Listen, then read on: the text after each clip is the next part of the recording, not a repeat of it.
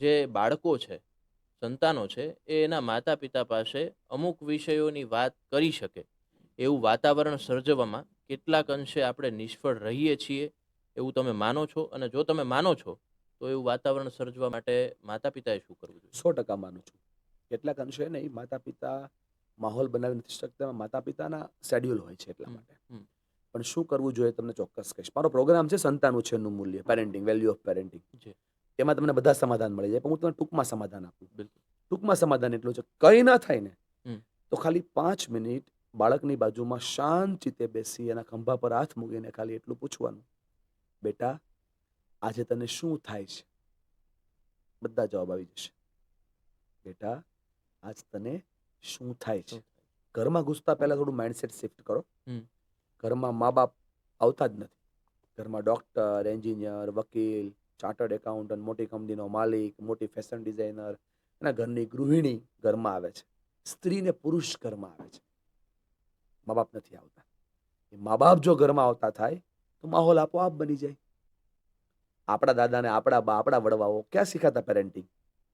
તો એ બાળકો જો કેવા ઉછેર્યા. આજે ડોક્ટર, એન્જિનિયર, વકીલ, સીએ છે, એમના માતા પિતા અભણ હતા. તો આજે ડોક્ટર, વકીલ, એન્જિનિયર, સીએ બની ગયા. જે ડોક્ટર, એન્જિનિયર, વકીલ, સીએ અને મોટી ડિગ્રીઓ વાળા ડિગ્રી ધારકો છે, હમ, એની મમ્મીઓ રીલો બનાવે છે અત્યારે. છોકરાઓનું ભવિષ્ય રિયાલિટી ચેક નથી થતી ને, પ્રોબ્લેમ છે.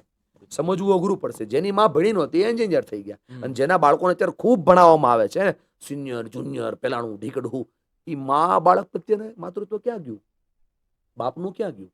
નોટ ઓનલી મધર, આ એક માનો બિલકુલ. રોલ નથી. હમ, માતૃત્વ પિતૃત્વ રોલ છે, પેરેન્ટિંગ છે. લોકો છે ને બહુ ખોટી દિશામાં લઈ જાય છે. પેરેન્ટિંગ મતલબ ખાલી માના, પેરેન્ટિંગ મતલબ મા બાપ બંને. હમ, મા બાપ બંને. કેમ કે એ બંનેથી જ બાળક દુનિયામાં આવ્યું છે. જવાબદારી બંનેની સરખી છે. હમ. બહુ સાચી વાત છે મનીષભાઈ. આપણી જે ભારતીય સંસ્કૃતિ છે, સનાતન ધર્મના જે ધર્મ ગ્રંથો છે, આપણે જગતને શીખવ્યું કે માતૃત્વ કેવું હોવું જોઈએ, હા, પિતૃત્વ કેવું હોવું 100%. જોઈએ. તો એ જે બધા મહાન ગ્રંથોના વારસદારો આપણે બધા, કામશાસ્ત્ર જેવો અદ્ભુત ગ્રંથ આપણી સંસ્કૃતિમાં રચાયો, યસ, આપણા શિલ્પોમાં આજે પણ એ બધું કંડારાયેલું જોવા કંડારેલું છે. મળે, યસ. અને છતાં જ્યારે સેક્સ એ શબ્દ કાને પડે તો કેમ એની એટલી બધી ખુલીને ચર્ચા નથી થતી? એનું એક જ રીઝન છે કે તમે એ વાતને વાત કરતા વધારે, વિચારો કરતા વધારે વિવાદોમાં રાખી છે. હમ, તમને ફરિયાદ કરે ને તમને સાંભળવી ન ગમે, વાત કરતા સાંભળવી ગમે. સાચી વાત છે ને? માણસ છે ને, માણસ થોડી ભૂલ કરી જાય છે. ભૂલ એટલે કરે છે કે બેડરૂમમાં કરવાનું બધું બહાર કરે છે, હમ, અને બહાર કરવાનું બધા બેડરૂમમાં કરે છે. નાનકડી અમથી દીકરી હોય 8 વર્ષની, હમ, અને જ્યારે એના માસિક ધર્મ શરૂ થાય હમ, 8-10 વર્ષે, હવે શરૂ થઈ જાય છે, હમ, 12 વર્ષે, હું તો સ્કૂલો મને કહેતી હોય એટલે હું જાણતો હોય, હમ, 12 વર્ષે, 13 વર્ષે, હમ, એ સમયે મમ્મી ખંભા પર હાથ મૂકીને એને સમજાવે કે બેટા આને માસિક ધર્મ કહેવાય, આમાં આવું હોય. પપ્પા ખંભા પર હાથ મૂકે એને કહે કે બેટા ચિંતા નહીં કરવાની. હમ, સમજો હું જે વાત કરું છું એ હમ, હમ. થોડી સેન્સિટિવ છે, પણ કરવી બહુ જરૂરી છે. સાચી વાત છે. થાય. પતિ પત્ની તરીકેના સંબંધો, સ્ત્રી અને પુરુષ તરીકેના સંબંધો બચ્ચાઓને બતાવવાની જરૂર નથી, પણ મા બાપ તરીકેના સંબંધો તો બતાવવા બહુ જરૂરી છે. બિલકુલ. જે વસ્તુઓ બેડરૂમમાં થઈ રહી છે ને, એ બધી જ વસ્તુઓ આપણે બચ્ચાઓને એવી રીતે શીખવીએ છીએ કે એને જાણવાની જિજ્ઞાસાઓ બહુ વધારે થાય. હમ, અને એટલા માટે ગૂગલ પર સર્ચ કરે. તમે તમારા દીકરાને હગ કરીને આઈ લવ યુ કયો, એના માથા પર કિસ કરો, એને ખૂબ સરસ રીતે એને હૂફ આપો, તો એ છોકરો કોઈ દિવસ ગૂગલ પર સર્ચ નહીં કરે કે આઈ લવ યુ કેમ કહેવાય. હમ, પ્રોબ્લેમ ત્યાંથી સ્ટાર્ટ થઈ. સેકન્ડ, સેક્સ એજ્યુકેશન કોઈ દી ભણાવવામાં જ ન આવ્યું. બિલકુલ. પ્રોબ્લેમ ત્યાંથી સ્ટાર્ટ થઈ.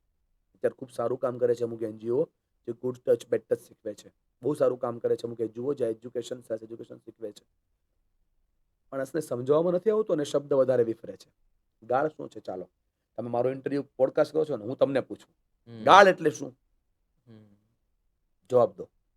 ગાળ એટલે શું? આમ તો એક જીવનનો એક ભાગ છે, પણ ટૂંકમાં બેડ વર્ડ કે ભાઈ જે એ બેડ વર્ડ સામેવાળાને એટલે શું એમ? ગાળ એટલે શું એમ? સામેવાળાને ન સારું લાગે એ એ તો સાંભળે. ગાળ જ થોડી કહેવાય, એ તો સારા શબ્દો હોઈ શકે. હમ, ગાળ જ કેમ એમ? આ ગાળ કોણે બનાવી હશે? હમ, આ ગાળની શોધ કોણે કરી હશે?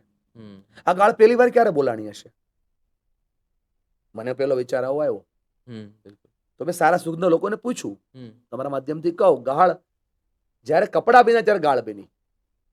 પહેલું કપડું કોઈ પહેર્યું, હમ, કપડું મતલબ શરીરને ઢાંક્યું એટલે ગાળ હમ, શરૂ થઈ ગઈ. હમ, હમ, શરીરનો એવો ઢકાયેલો ભાગ કે જે ભાગ ખુલતો નથી ને દેખાતો નથી ને એને લોકો ગાળ તરીકે વાપરે છે. ચેક કરો. હા કે ના? હમ. બચ્ચાઓમાં બી આવું જ થઈ રહ્યું છે સાહેબ.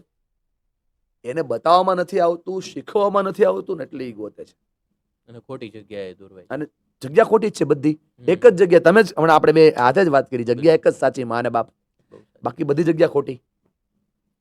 સ્કૂલોએ સરસ પ્રયત્ન શરૂ કર્યા છે અત્યારે. સ્કૂલો સમજાવી રહી છે, મહત્વ બતાવી રહી છે.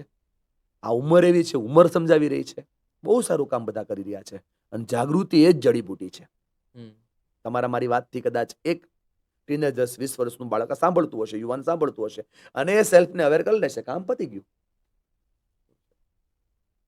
માછલી બહુ બધી તણાઈને આવી ને તો એક છોકરો પાછી નાખતો હતો. દાદાએ પૂછ્યું, શું કરે છે? બોલે, માછલી બચાવું છું. બોલે, બધી થોડી બચશે? બોલી, બધી ક્યાં બચાવી છે? હમ. મારથી બચે એટલી જ બચાવી દઉં.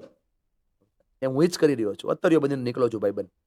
હાથને અડતો જાઓ, અત્તરની સુગંધ આપતો જાઓ. કોઈ મારા અત્તરને ધોઈ નાખશે તો 2 મિનિટમાં જશે, કોઈ રાખી મૂકશે તો વર્ષો વર્ષ કામ લાગશે. વિચારો વાવી રહ્યો છું. ઉગે ના ઉગે, ઈશ્વરની કૃપા, જમીનની નિષ્ઠા, ફળદ્રુપતા ન ફળદ્રુપતા, માહોલની કૃપા કરી રહ્યા છે.